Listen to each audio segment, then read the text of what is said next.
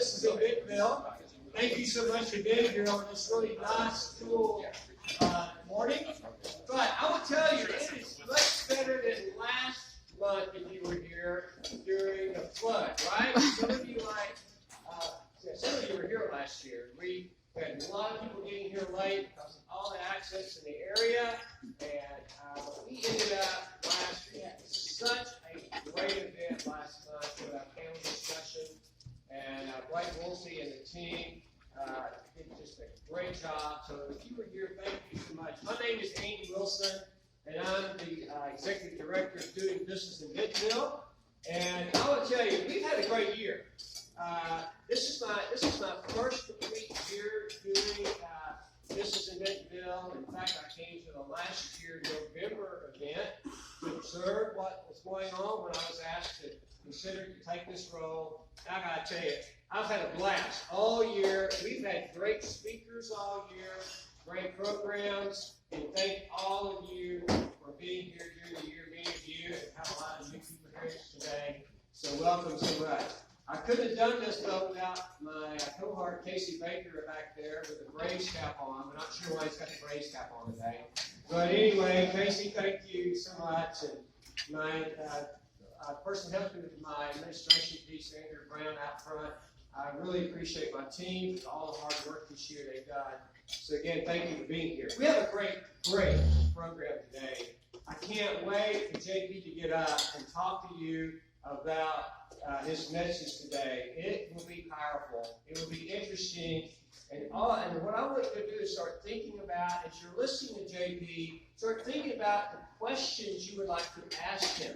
Okay? Because we'll have a Q&A at the end of his talk. And so then what I'll do, I'll walk around, I'll give you the mic, and you ask your question so everyone can hear a question in the room. And we're just going to have a great dialogue together. You know, doing business in Bentonville, let me tell you what we are. We are about the Walmart, the Sam's, and the supplier community.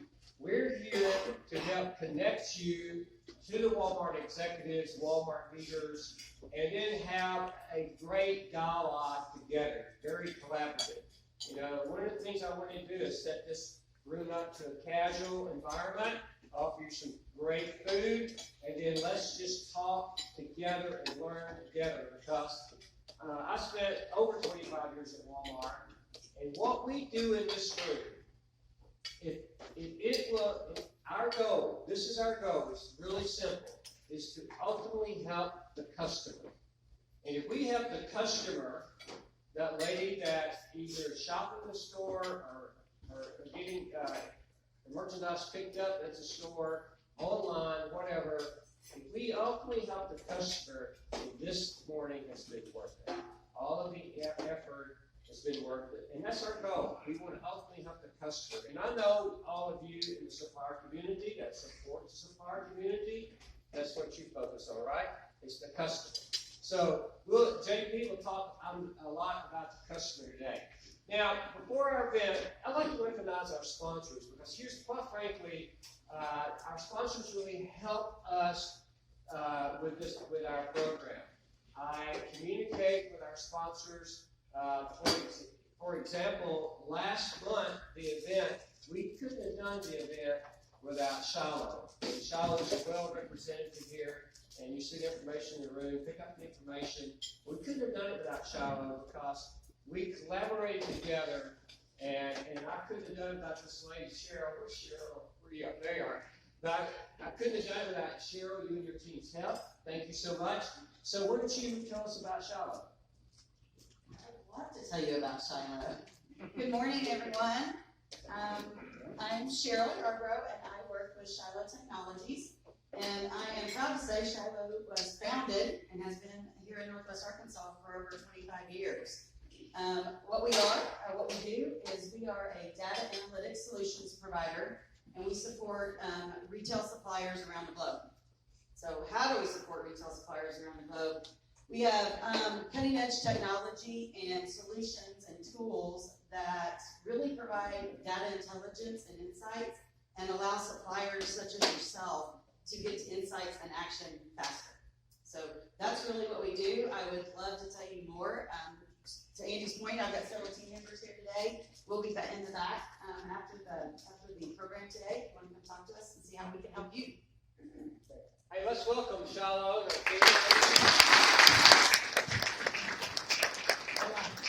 Hey, Tom, you're going to talk Crossmark, right? Again, thank you all. Crossmark has been a great sponsor, so tell us about Crossmark. Thanks, Andy. So as many of you know, Crossmark is a local sales agency.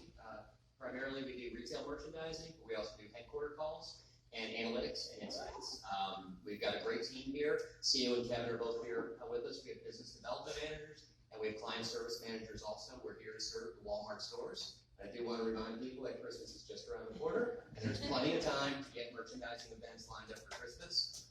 Before I joined Crossmark, I was actually with Elizabeth Arden and a client of Crossmark, and Crossmark was instrumental in us driving our holiday business year in and year out. So please drop by later if you have any questions.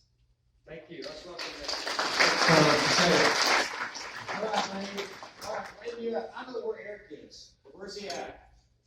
Okay, come set up here. Yeah, he's probably lost. Knowing Eric. Okay, tell us about What's Fire. Yes, so hello everyone. I'm glad it's a little warmer this morning. I know y'all probably are as well. Anyway, I'm with SKU Ninja plus White Spider. We really help you guys win on .com, period. We have proprietary software that we've created, and we're constantly coming out with new products and services. Came out with a new product last week. I would love to talk to you more about it. And we're downtown Springdale, so come and visit us and see us. And yeah, like I said, we can help you win on .com. All right, thank you. Let's welcome What's Fire. You know, I've got to get to your new office downtown Springdale. I haven't done that yet. And I will do that. I'm going to go back. We're going to talk about E2 Open. And you know what I found out about this lady? And we have not seen each other in several years, right? It's been a long, 20 years. Okay, we used to work together at Walmart, right? I looked at her this morning. I'm like, you look familiar. And she said, yeah, you do too, but you really aged. Did you say that? No, she didn't. All right. So, Cassie, tell us about E2 Open. It's a new sponsor of ours, but we're really glad that you're here. So talk to us about your company. Good morning, I am Cassie Peschel, and we work for E2 Open, demand signal management. We also do demand sensing. So we are experts in taking multi-retailer data and putting it together, cleansing it, harmonizing, turning it out to analytics.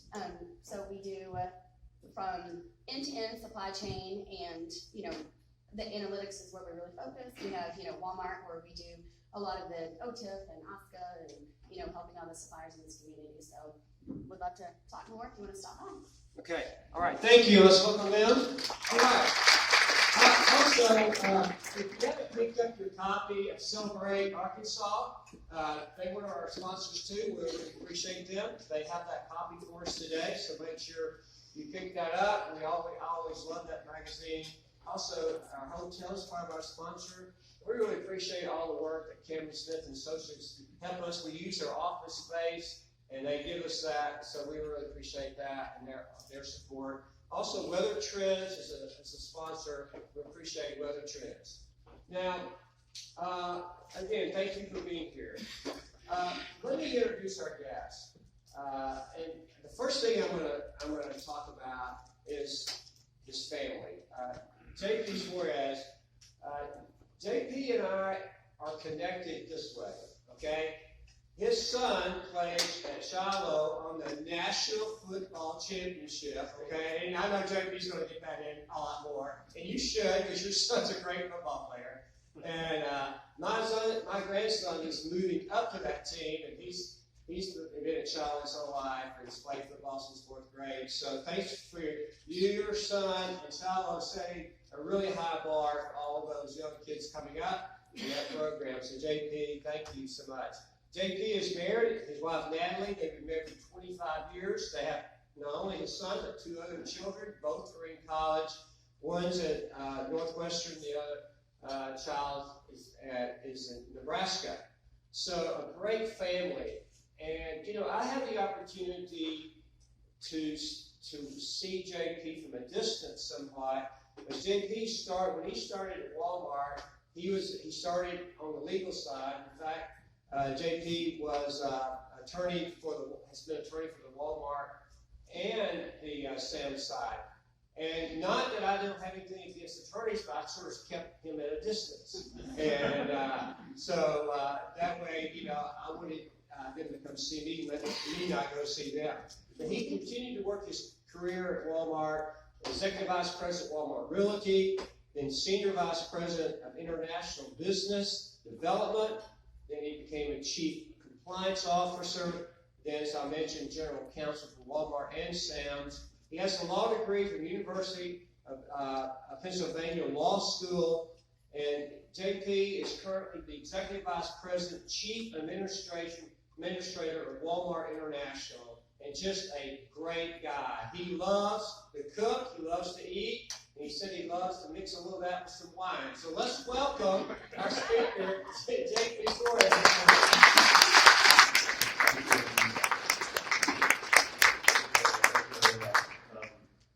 Thank you, guys. I'm looking forward to spending a few minutes with you talking about what I see in international and what I see what's happening in retail in international, and also talk about some trends that I think are relevant to every market and that are also relevant for you all as suppliers.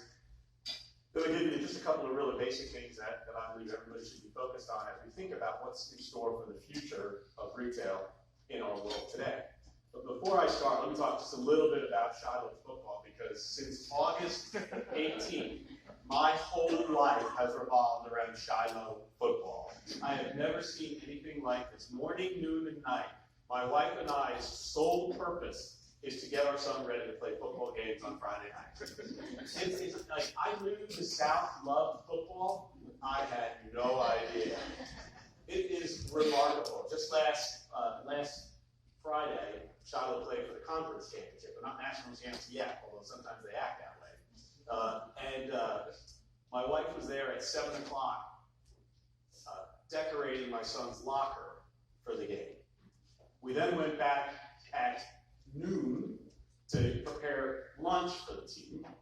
We then went back at 4 for the pep rally.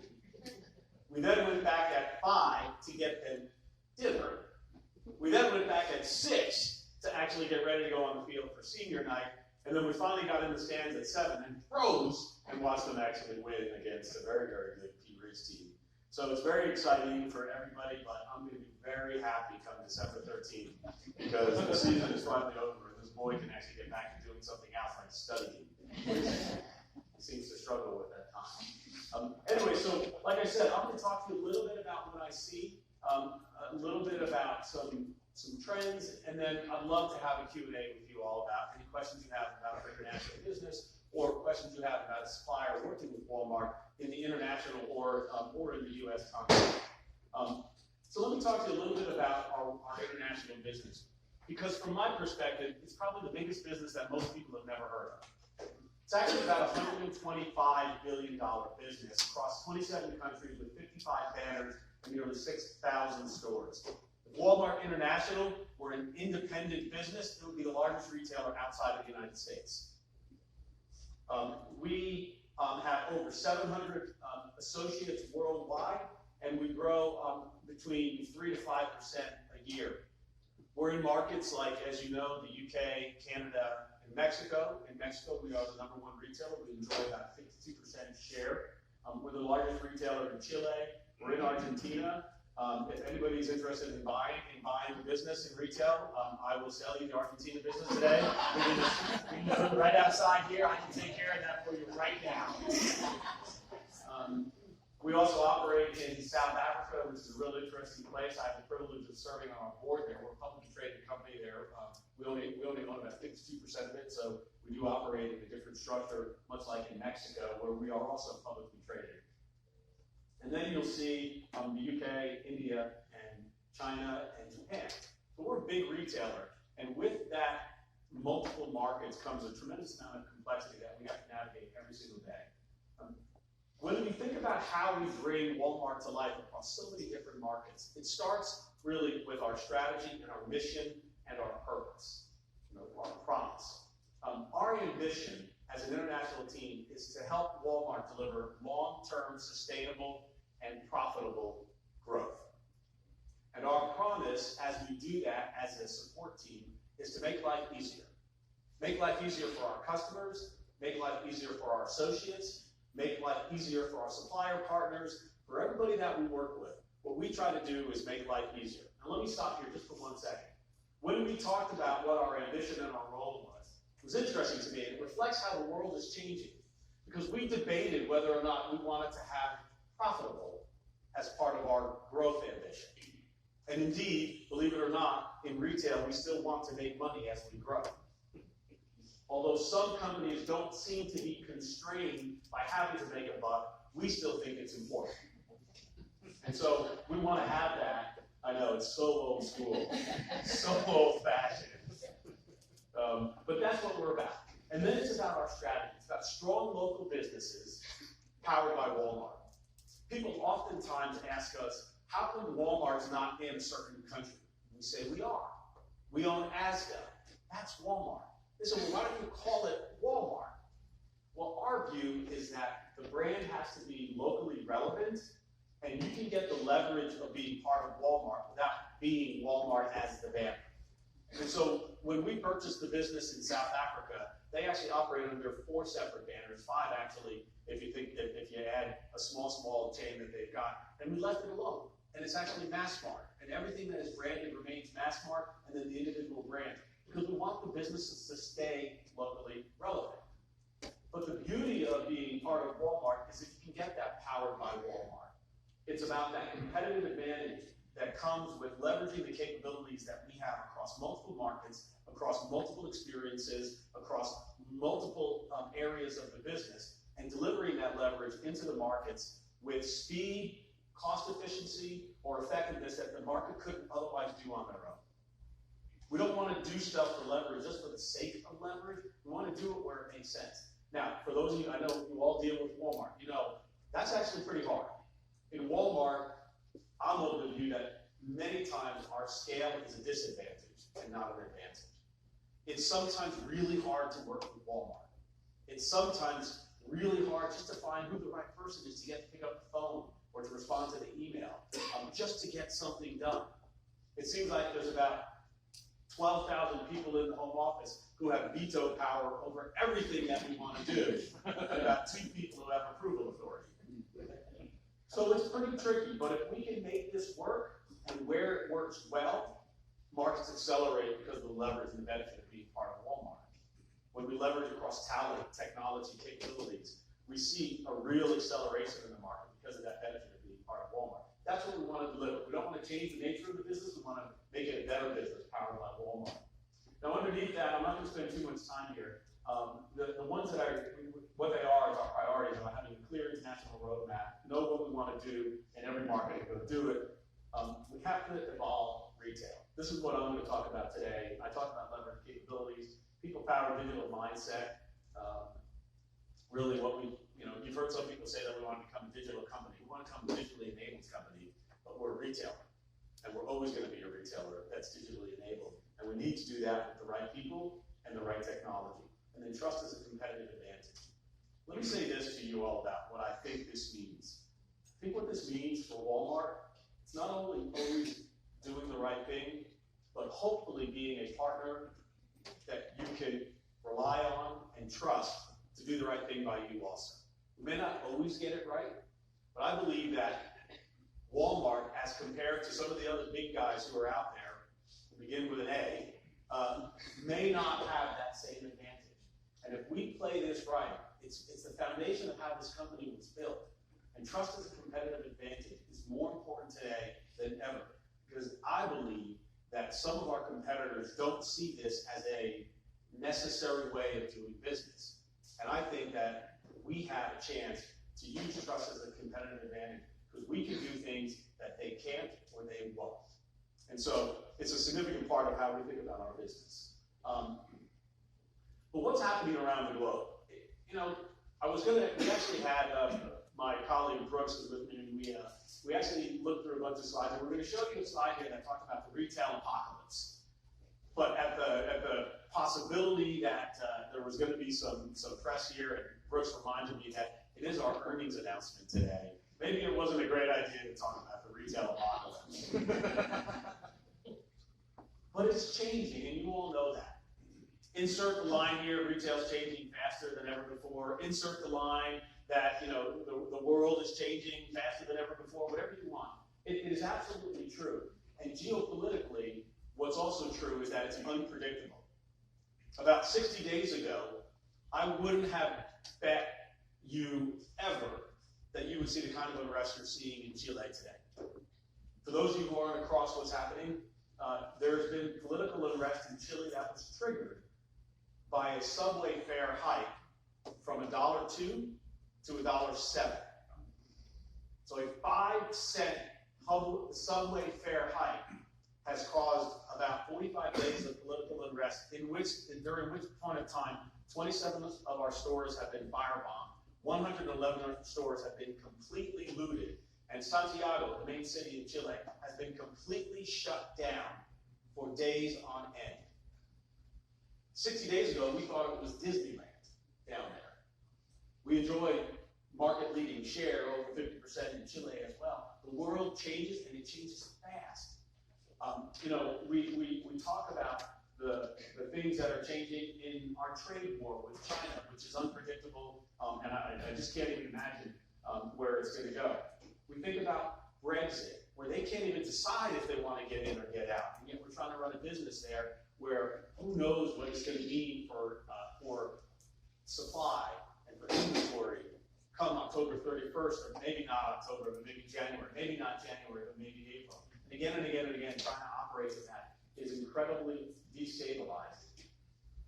And of course, we have the normal economic cycles that we see everywhere. In Africa, out of the blue, in May, they experienced a negative 3.1% GDP decline. Out of the blue.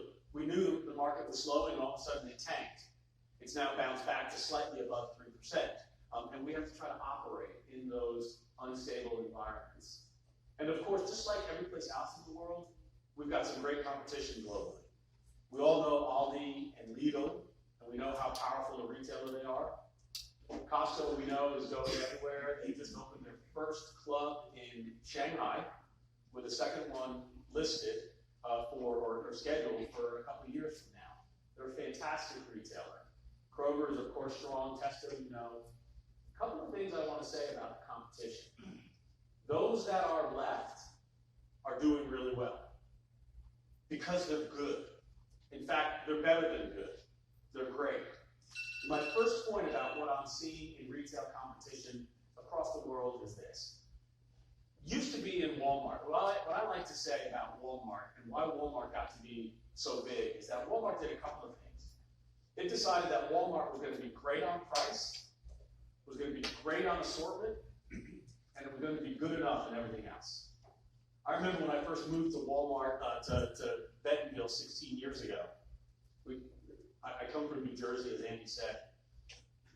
Not really a lot of supercenters in New Jersey, or at least there wasn't at the time. And where I lived, there were none. So I come down to Walmart, I come down to Bentonville, and shopping at the supercenter was like cool, but it was a commitment. I mean, you had to decide, like the way I described it, I tell my wife, hey, listen, I'm going to go to Walmart, and I'm going in. Tell me what you need, and I'd go ahead and do the circuit. About 45 minutes to an hour later, you might emerge if you got through the checkout line, if you managed to find everything, if you managed to get through the kind of cluttered aisles and busyness of it. And that was okay at the time, because that was good enough, because we're going to win on price, we're going to win on assortment. Well, today, with the internet and with customers' access to everything at any time from anywhere, that access to assortment isn't necessarily the same advantage that it was 15 years ago. It's still critically important, and we'll talk about that in a moment. But it's not the same advantage that it was. So you still got to be great at it, but everybody else can be great at it too. Price always matters. It's always going to matter. It's the thing that drives decisions in just about every decision tree that we see on how the customer behaves. Price is always going to matter, and we are great on price, but you can go online and any single item that you find in the Walmart Supercenter, you can find as cheap or cheaper online. Now, question whether or not you're going to get it, question whether or not it's the same product, question whether or not the shipping or the returns are as easy. But the point is that price, while it's critically important, people can compete on it. And so that leaves everything else. And it used to be that everything else was good enough. And and that's not the case anymore, because good enough is not good enough in retail. In order to succeed in retail, whether globally or in the US, it's my view that you must be great at everything. You've got to be great at assortment availability. You've got to be great at in-stock. You've got to be great at the experience that people have when they come into your store. You've got to be great at innovation. You've got to be great in everything that the customer wants, because if not, the customer is fickle and they will go online. And once you lose them, it's a much more expensive effort to try to get that customer back in your store. So you've got to be great at everything. And these retailers, most of them are great at what they choose to do. The retailers who have failed or are failing were not great. I mean, let's be honest.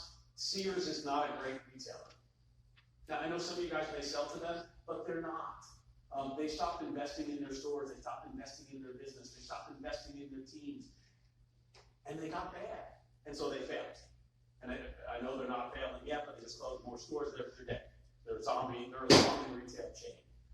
And you don't need to look too much further than that. You need to look across the landscape of the U.S. and the world, and you realize that if you're not great at retail, you better get out. Carrefour is a very, very good global retailer, and they got out of China because they couldn't be great. Way too competitive for them. Tesco could not compete in China. They got out. If you're not great, get out, because you're not going to win. And that's what the world, I think, looks like. So why do you have to be great? And it's because what the consumer wants is changing so rapidly, and the demands are so high that if you're not great at it, somebody else will be. I just spent the last 2 days out at a conference in California where we were listening to a bunch of startups explain to us their business, explain to us their vision of the world, and show us their company. A little bit of a pitch show, which was fine. But the amount of technology that's being introduced into our daily lives already is remarkable.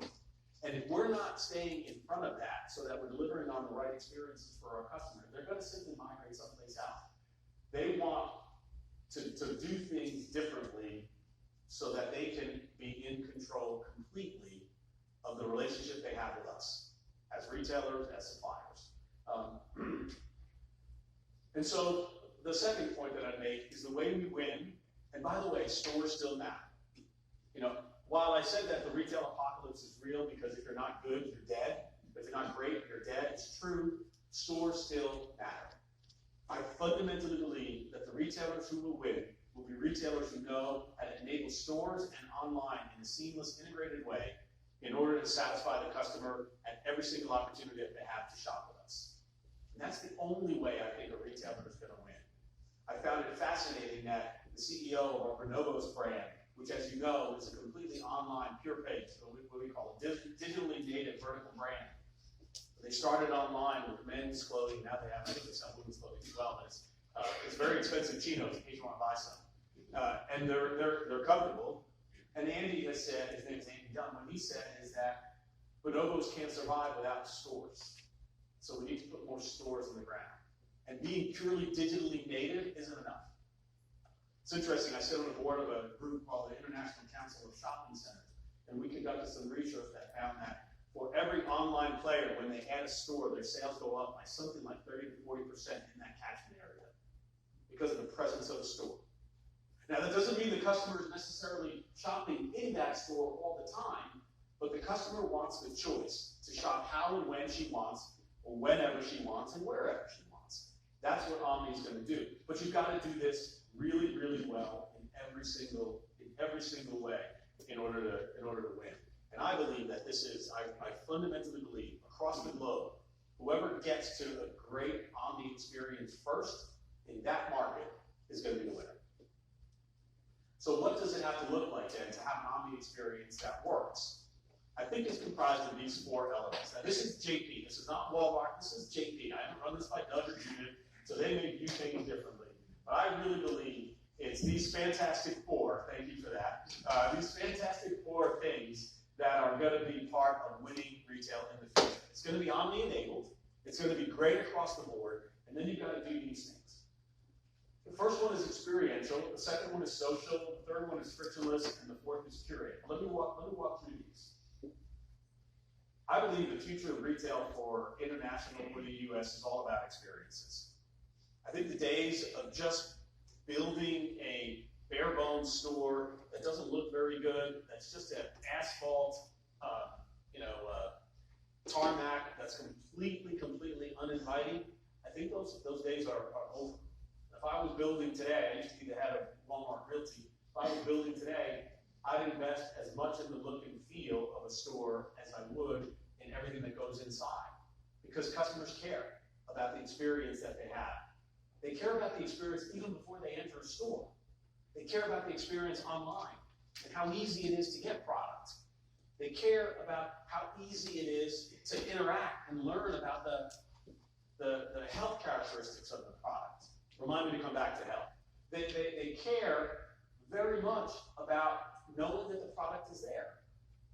A couple of years ago, I'll give you a painful experience that I had.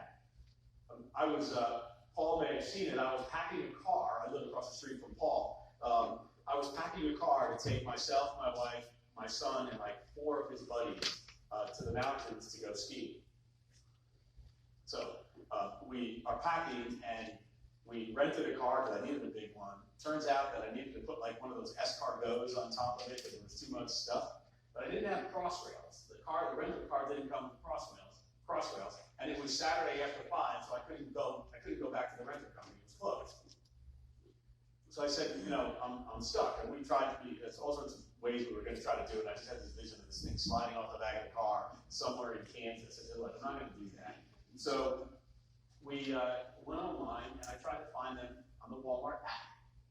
I couldn't find them. I found a lot of other things. The search was terrible. When I looked for car rails, it showed me everything from toy cars to games. It showed me things to clean cars, but it didn't show me rails, cross rails to load it. So my wife says to me, "Just call." That's how she's my age. Just call. Now nobody calls stores anymore. I would. I know, but no. So I keep looking on the Walmart app, can't find it. And so I called a friend of mine to come over to help me solve this, because I couldn't figure this out. And he came over and he says, "Oh, here's no problem, JP. Academy's got it. Aisle A2. They've got 2 of them left. Let's go down there and get it." So we drove to Academy, and in aisle A2 we found the cross rails that I needed, and I was back on my way about an hour later. That's what the experience has to be like, and it has to be easy. And we've got to get that right. We've got to get the inventory right. We've got to get the we've got to get the direction, the navigation in the store right, and we've got to get the product right. And we failed in that instance. I'll give you another experience that I had that was terrible, and it's Walmart experience. This Christmas, I bought a new TV, and my son and I, and again 2 of his buddies, decided that they were going to help me pick the TV. So we go to Sam's, and of course they zero in on the QLED or whatever, the most expensive TV that Sam's has got. So they say, "Dad, that's the one we want." So I'm hoping against hope that maybe they don't have it. Turns out that it looks like, based upon the app, that there's 3 in stock. So I get to one of the associates, say, "Hey, I want that TV." He goes, "Okay, great. Go ahead, grab it." I said, "Well, I can't find it. I know you have 3, but I can't find it." He goes, "Yeah."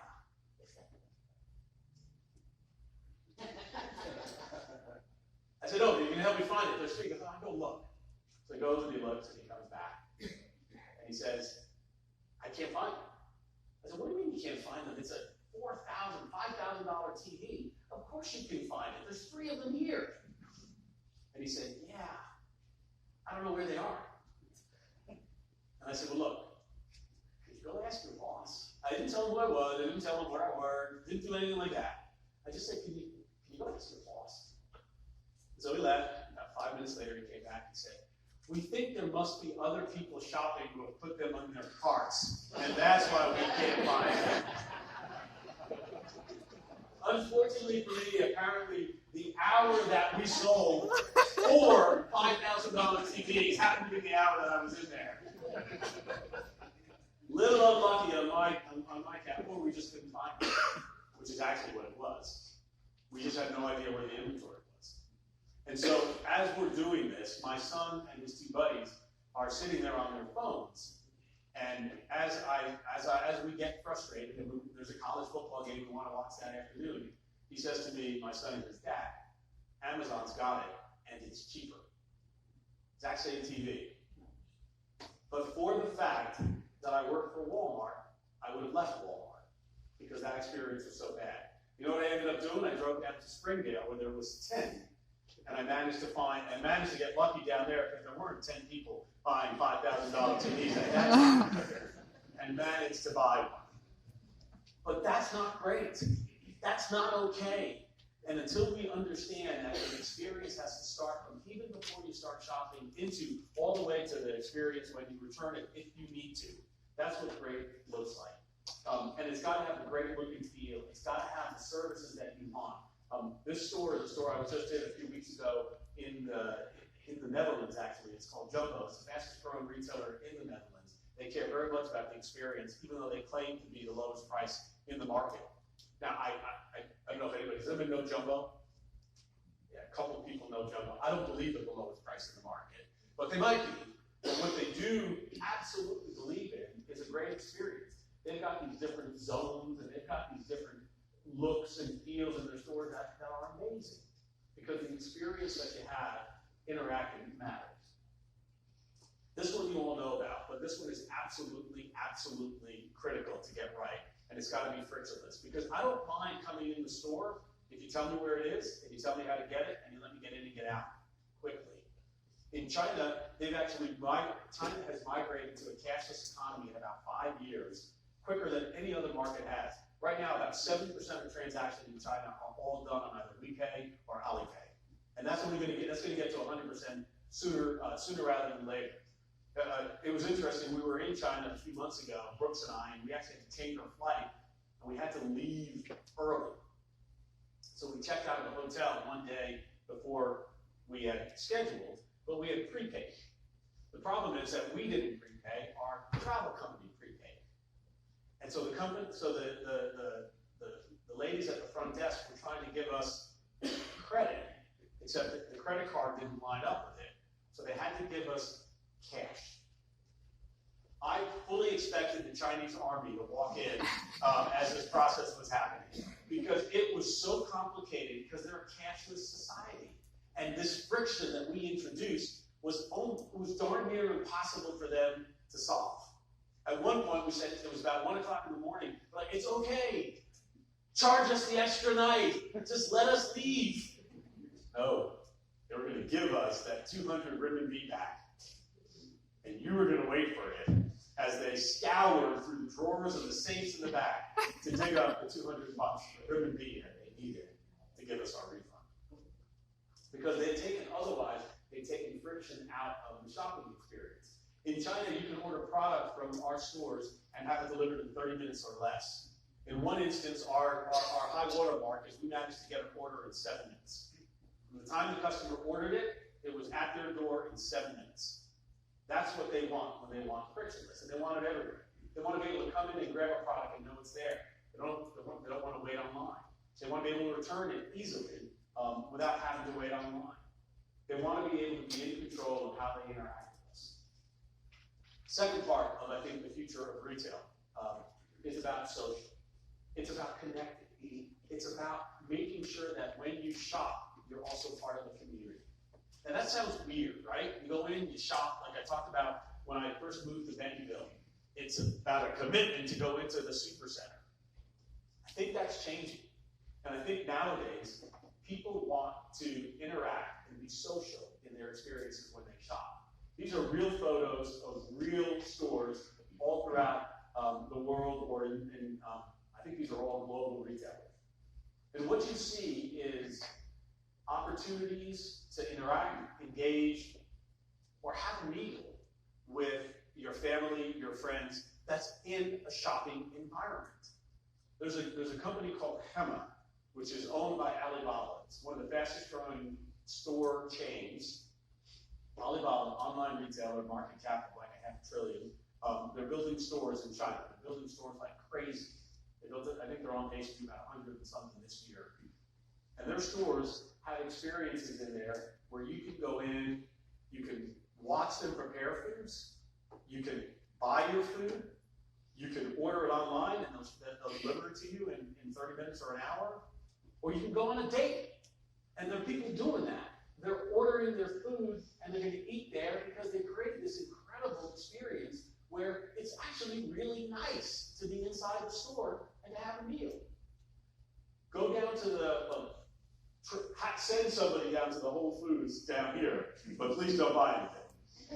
But you'll see they've got a pizza bar and they've got another bar. I heard from somebody who was in there the other day that it's like, it's like 11:30 in the morning on a Saturday, and people are drinking and having a slice of pizza. Now, I guess it could be a byproduct of the Hans who drink early, but it was amazing that people are in a supermarket drinking a beer on a Saturday morning.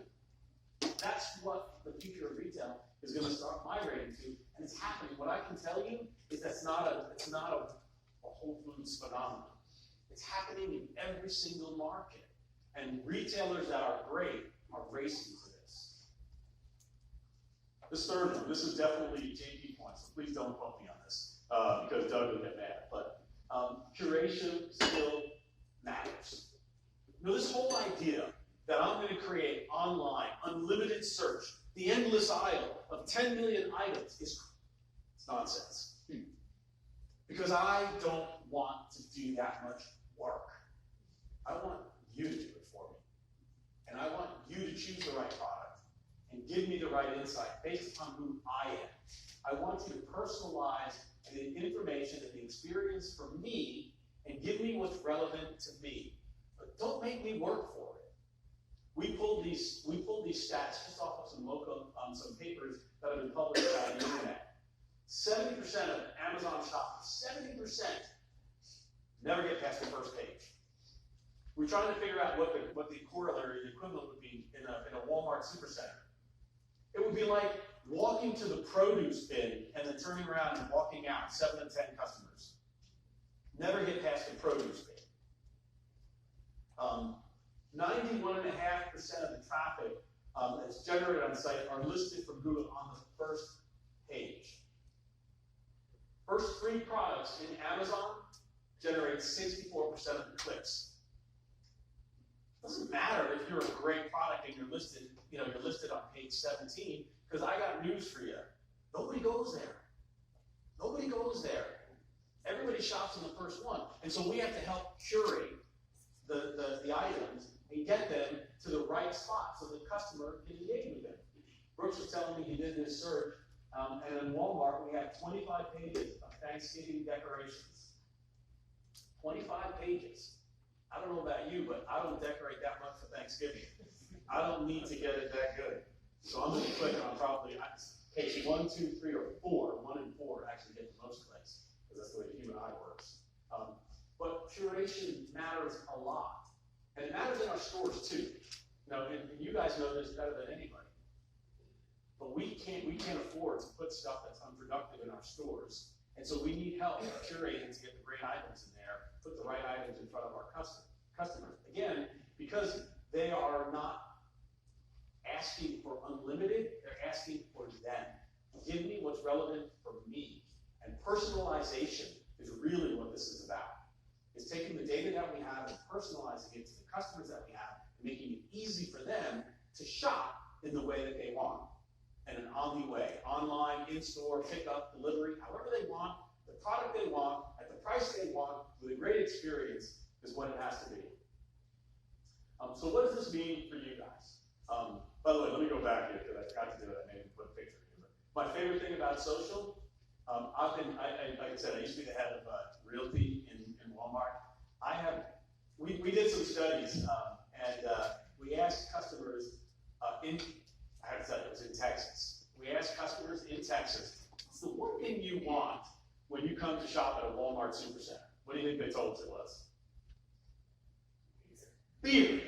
That's exactly right. They want beer when you shop at Walmart. I think this is brilliant. Could you imagine saying, hey, we need anything? No, I think we're good. Honey, come home. Are you sure?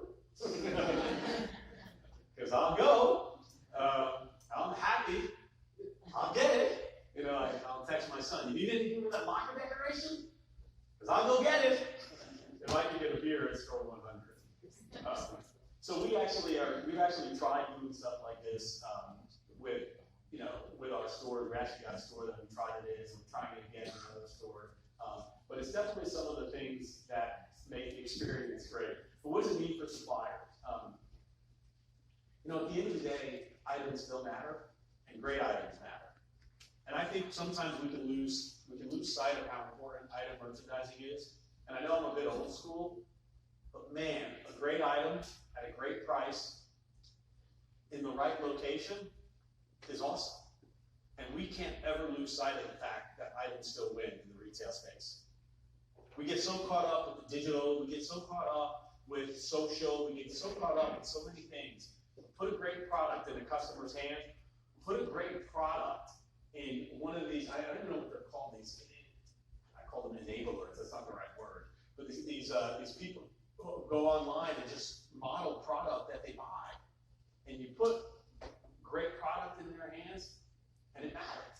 But it's got to be great, because man, they know a lot about it. I said I was going to talk about health, but let me say one thing that's clear to me as I travel the world around what's happening in retail is healthy is more than a trend.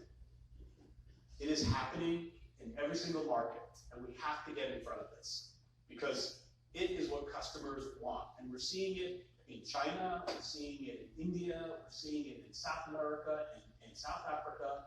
Healthy matters. And the demand, if we just chase the demand, I believe we'll be too late on this one. I think we have to get in front of this because it's happening. You see it everywhere, where the growth of healthy and clean doesn't necessarily need to be organic. It's just got to be good for you. And you got to get things out of it. I had the opportunity to visit a supplier of prepared foods in the Netherlands, again, it was in Belgium. And their motto is healthy products, natural, it's interesting, and no mayo. Apparently Belgians have a thing for mayo. And so they said, no mayo on product. But this company is growing like tenfold by providing stores with prepared foods that are all natural, clean, healthy, without additives, and without mayo. And it's growing like crazy. As we think about what our assortment needs to look like, I suggest that you need to think about health. I made this point, I think, already clearly enough around curation. Just giving me more choice without personalizing and helping curate that assortment to me isn't going to help me that much. And I think personalization of the shopping experience and insights, I heard a couple of the companies work on insights and analytics. The more we can help identify what the customer wants, the better it is for the customer and the better it is for the stickiness in the relationship that we have with them. And then the third thing is customers still want to be delighted when they shop. Customers still want innovation. Customers still want excitement when they go in. Customers, it's great to get on the routine ordering. Everyone talks about how that's going to disrupt retail. And it is when I buy my milk, or I buy my eggs, or I buy my staples. But as Andy said, I like to cook, and I like to drink. I enjoy wine. And I like to be inspired when I go into the store. I may not actually know what I want to cook, but I know that I want to do something different. And I want to be inspired, and I want to be delighted, and I want to be surprised when I go into a store. And so we need help in making sure that we continue that innovation pipeline going, because it is critical for our customers to have that ability to experience something different, something delightful, when they walk into the store. But stores still matter. So I think that's what I want to. I think that's where I want to end with you guys. Is what's the future of retail in international? I think it's still through stores. I think what you're going to see is stores continue to play a vital part in retail in any market that we operate in. But they're going to have to be great. They're going to have to be a great experience. They're going to have to be a great assortment. They're going to have to be great availability. There's going to have to be great in stock. It's going to have to be great on price. It's going to have to be great on innovation. It's going to have to be great on surprise and delight. It's going to be hard. But if we get all that right, I think the future of retail is through stores that are omni-enabled.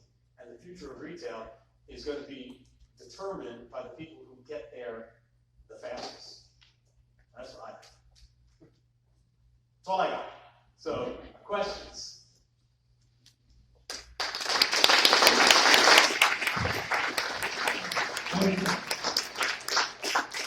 Thank you, JP. That's awesome. And again, as I said earlier, we got time for a lot of questions. He's got some time for him a bit. So, wow, powerful. Okay, get started. JP, I enjoyed it. I'm curious, what's your viewpoint on sending expats internationally versus hiring locally, and what skill sets you think are going to be most important to develop for individuals moving forward? Yeah. Look, I think there's value in taking experience from one market and putting it into another market. So I absolutely think that there's value in expat and the exchange. But I think you touched on the answer. I would only do it where the skill set is unless it could be a development opportunity for the individual, or the skill set is something that we have to complement in a market. I think if I look across that first slide that we have about people, people mindset, digitally enabled, the biggest challenge that I see in retail, I don't know if you guys see in the supplier community as well, is quite clearly getting enough people to want to come join our businesses and getting enough qualified people to come in. And so to the extent that I can give somebody the opportunity to go learn in a different market and they have a skill set that's relevant, I'll do that because it's a critical investment. But getting enough talent is, to me, the single biggest risk we have, bigger than Amazon. It's getting enough talent in our business. So if we have to use expats as a way to do that, as a way to develop the right skill set, then yeah, I'm all for it. But at the end of the day, as we talked about, we believe in local business and being led locally as we try and being developed locally. Great. Next question. Oh, that's okay. I wanted to see if you can go a little bit deeper into India. How do you see Walmart is, what is the future of Walmart in India? Yeah, so I think as you know, we closed our deal about a year and a half ago on Flipkart. So we've made a big investment in that play. The regulatory environment is challenging, but we believe in the growth of the online play. The most difficult part in India to me, for us to be successful, is how do we interact with the small shop owners or the Kirana owners? And how do we make sure that our business is not seen as a threat to the Kiranas, but rather as a complement to building the Kirana up and to enabling them to have access to more assortment, more modern amenities that they can in turn offer to the community. For those of you who haven't been to India, the notion that India is going to have a modern retail trade in 10 years is a fantasy. It's going to be driven by the Kiranas, and I think that's the way it should be. They're local, they're relevant, they're actually hyper-local, they know their customers, they know everything about their community. If we can position Walmart or Flipkart to help the Kiranas get better at what they do, while we support them with what we can do better, I think that's our path. I think that we have the B2B business that we have there, the cash and carries, is good, but it's very hard to grow organically in India. It just takes a long time. Believe it or not, there's not a lot of great sites, so it's hard to find retail it's hard to find real estate. But I think the opportunity with Flipkart and in conjunction with developing a stronger and deeper relationship with the Kiranas, supplying them, enabling them, is how we think about our winning in India. It absolutely goes through the Kiranas. Question for me. Yeah. I think it's on. Yeah. Question for me. So I have two questions. The first one being is you're talking about power, local empowerment, and then also using that scale. And you mentioned earlier that there's concern sometimes that scale is part of the issue that can cause you problems. How do you balance that out across some of these markets where they're either way behind, you have some knowledge to share, you're trying to empower them, but again, you got some markets where they never had landlines, they went straight to cell phones. So there is opportunity in dragging people along. And then the second part is manufacturers here in the room, when you're at the water cooler, not the things that are in the slides, but the parts where you think we don't get it. Like if you had a wand, you ran our companies, the one thing that you would want us to leave this room understanding what we need to wake up and figure out quickly?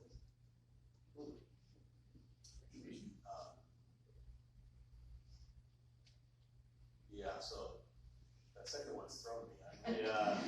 I'm trying to find the nearest exit before I say it. I want to start with that. First question, tell me Local market, too much empowerment for us. empowerment and enabling that. So the way we approach it, it's actually a very good question.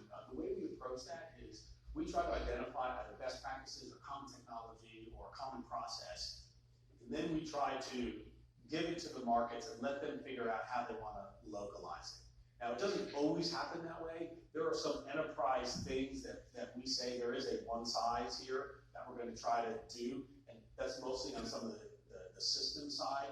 So some of the technology that we think is an enterprise system that we can put into every market and to get the leverage that we want.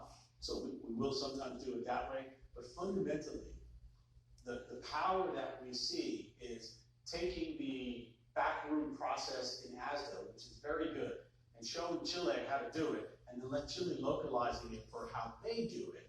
That makes the most sense within their environment, but now they know how it's done well, and they can go test and learn, and then play back against how ASDA does it. And so it's this process sharing, it's this technology sharing in some cases, but it's mostly about, it's a lot about knowledge sharing as well. Because you're right, every market is different, and you'd be surprised at how many times we try to reinvent the wheel, and we walk into a market and I say, you know that we actually do that already? You're kidding, I had no idea. You know, this is amazing. And so we connect people, and then we just accelerate it because they take it and they run with it locally and they adapt it locally. Yeah.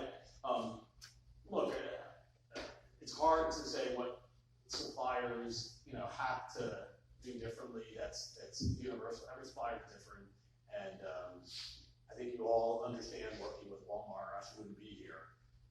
Look, I think some of the basics of retail still matter a lot to the markets. And I think sometimes, again, like I was talking about curation and everything, we lose sight of that sometimes. Like help us get to the right in-stock levels. Because nothing makes a customer madder.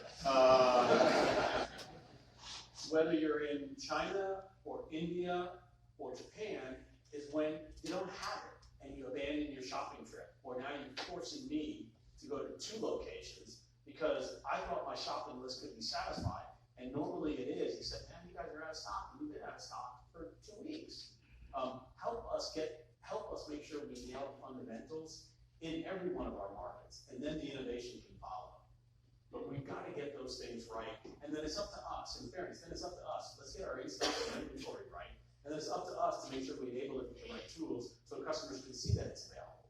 And then when they order online for tomorrow pickup, we have enough inventory that it's not going to sell out overnight, and now they're going to be disappointed because we have to provide a substitution. So all those things matter.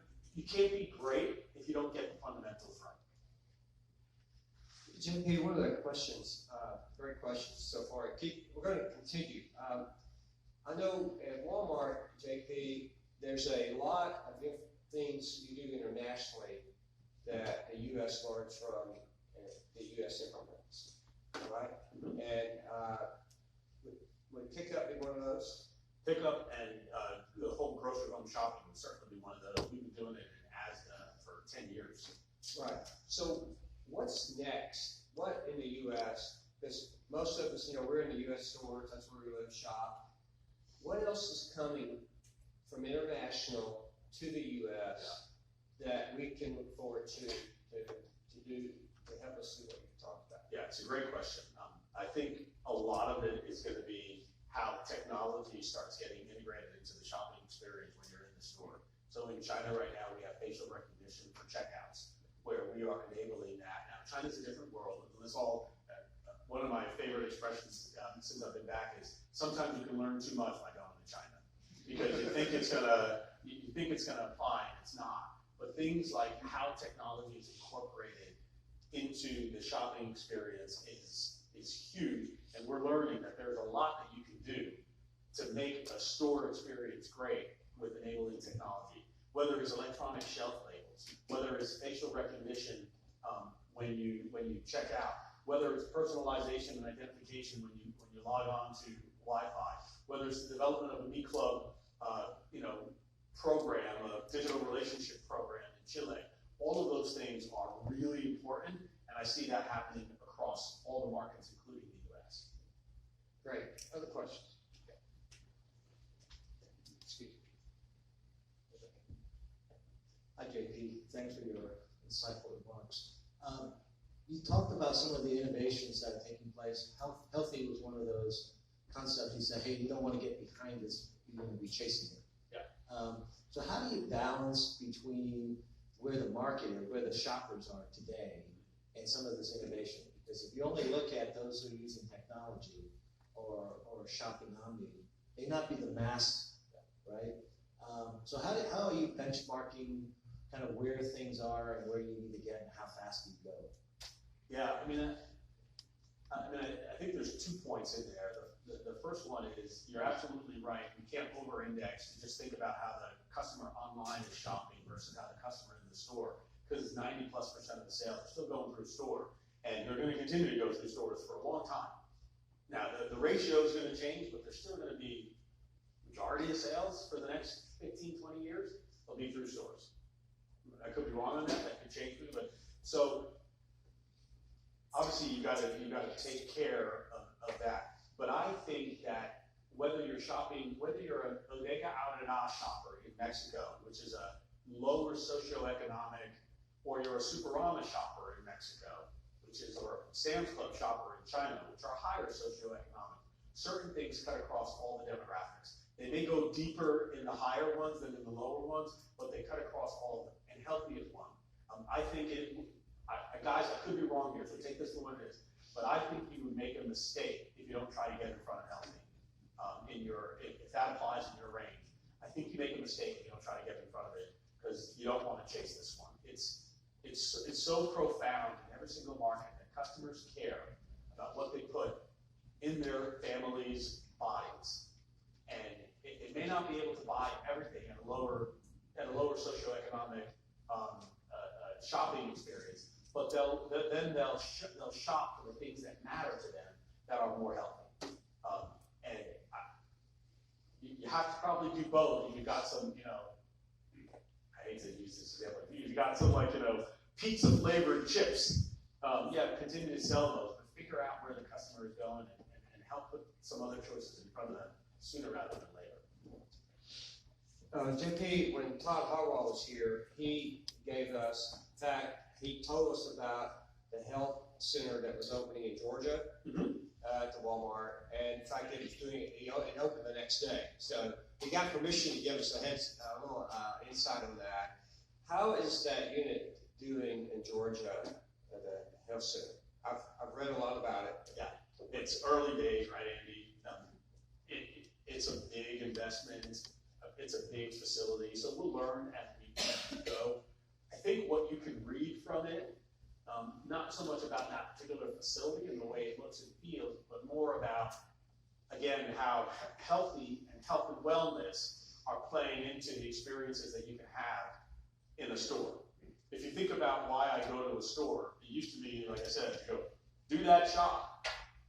Now I can go to the store if my kids are feeling sick, or I'm feeling sick, or I might need some physical therapy, or I might need to get my blood work looked at because I'm just feeling a little bit off. The health and wellness experience that we can offer at the Walmart prices with the Walmart trust that others can't do is what I think it's telling us about how we want to create these different experiences for our customers and our communities in our business. And I think that same applies elsewhere. In Canada, we've opened up health centers that actually do everything from physical rehab to nutritional counseling to health and wellness checkups to actually prescription delivery of medicines to people who need help with it. We do everything in our stores in Canada to help in the health and wellness space because the customer will use that space and will come to the store as part of their life routines, if you will, if you give them the right experience. Now, if you do it in a lousy environment with wires hanging down, It looks old, like it looks like it was from the back room. You just carved out some back room space. Good luck with that. But if you build them the right way, give the customer the right experience, sure, I'll take my healthcare to Walmart because I trust you, and I know you're going to give me what I need. Great. Other questions?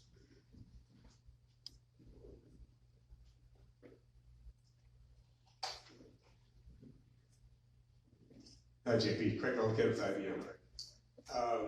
South African markets. Last year, Massmart, I think, suffered its first financial loss ever.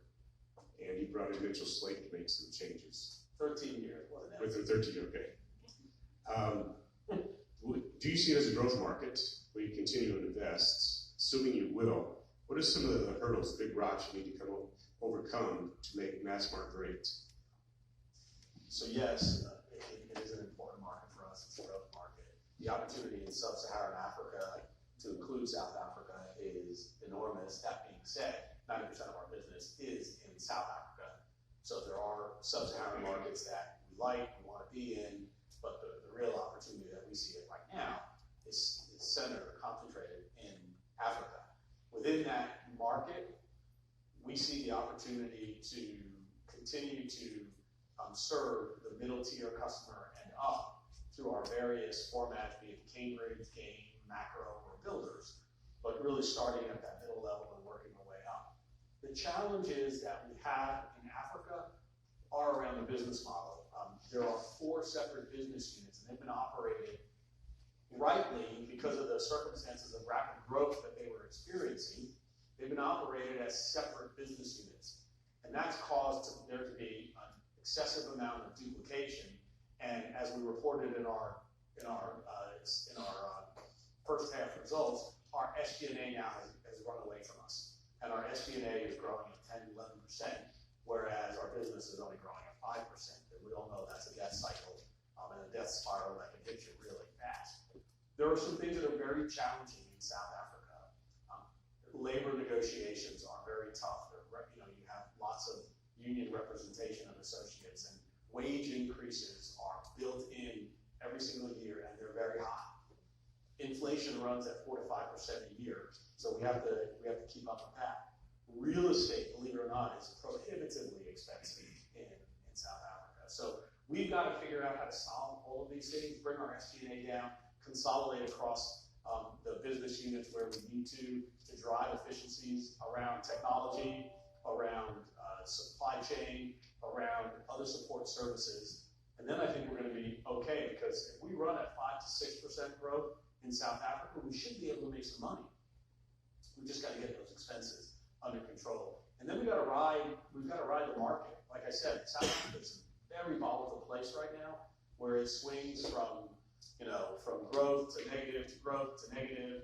The government, with Cyril Ramaphosa, who's the president now, is giving us good indications that they're ready to change the environment there. But there's a big hangover from the previous president, who managed to stay onto power, having 657 charges and indictment leveled against him. We think ours is bad. Look at this guy, 657 charges and an indictment, and he's stuck around for a few years. And so there's a lot of challenges that we have there that are sort of structural in the country that we'll work through. But we believe in it. We wouldn't have bought the business. We believe in it. We believe in the opportunity. We've just got to get the basics right there, because we've kind of let it get away from us. JP, congratulations on the phenomenal results released this morning. I think they're pretty amazing, considering all the challenges that have been faced here and internationally. Can you speak a little bit to Walmart Canada plan there, how you would see that looking forward there, any expansion in that market, just some perspective on Walmart Canada?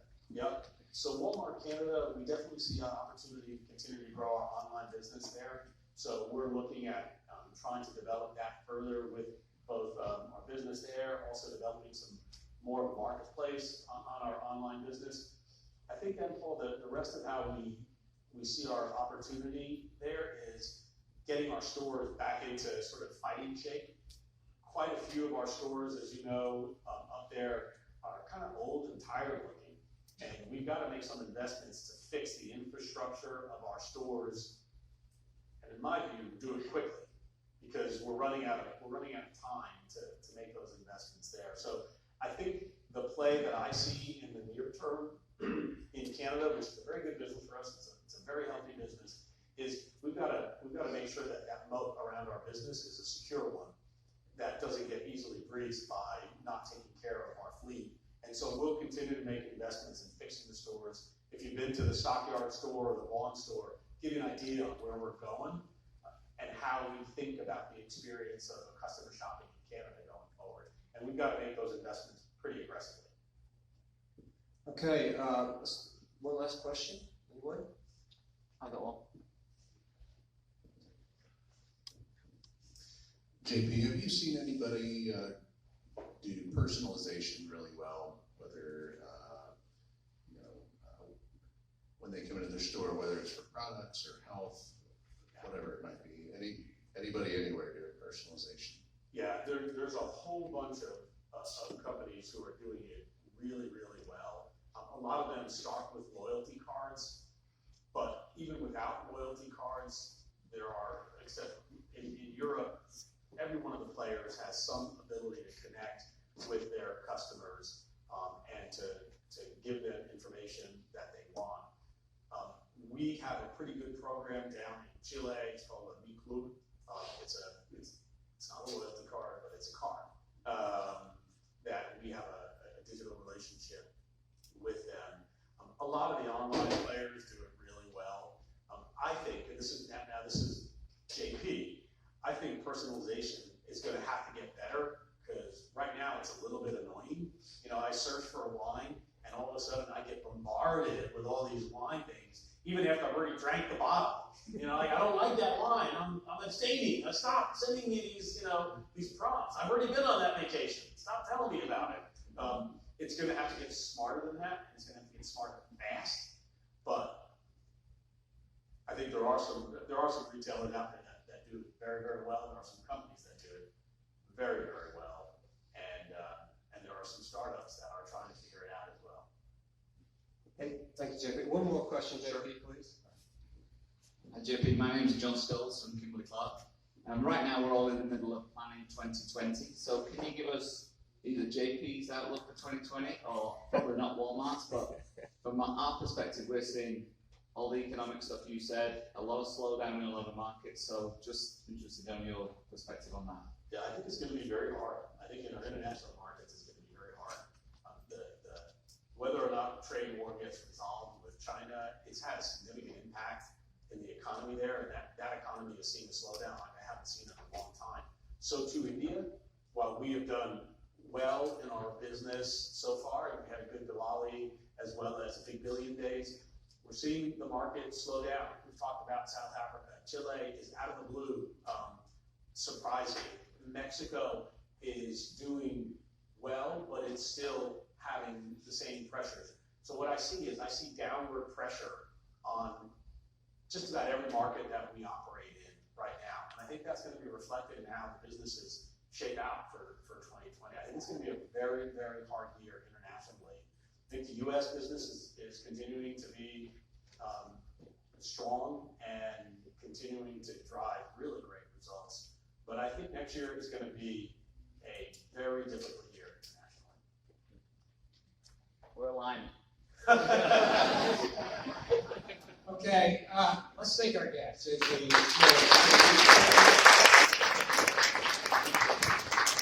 Let's sign up. Okay. Wow, that's a lot, isn't it? You were taking great notes, great questions. JP, your presentation is powerful. I got to tell you, we had a great year, but wow, today was, wow, what a way to end it, right? And so let me talk to you about doing business in Bentonville a bit and our future. We've had 6 events this year. All have been very strong. Thank you for your participation. Thank you so much. If you're interested in becoming a sponsor doing business in Bentonville, please contact me, and I can walk you through that. Secondly, We will launch our spring semester in March, okay? March, April, May, that would be our spring semester, and I am already working on it. Now, if you have suggestions and comments, please message me or reach out to me. There should be some of my business cards on the table up front when you exit. Also, you can follow me on LinkedIn, Andy Wilson, LinkedIn. I'm on Facebook, but I prefer LinkedIn, okay? Anyway, but feel free to reach out to me. Let me know your suggestions, your thoughts on who you would like for me to reach out to bring here. I've had suggestions already emailed to me. You can email me, and my email's on my card, my cell number's on my card. But we've already had suggestions on logistics, supply chain. You know, that's so important. Also, we've talked about online, and you know, we had Jason Schaefer here who talked about pickup and all the future. What's the next step? Those kind of things. So let me work with you. Let me work for you on that. So please reach out and communicate to me and connect with me. I'll connect with you, and I'll keep you posted on our spring semester. You can also check out our Doing Business in Bentonville online. Check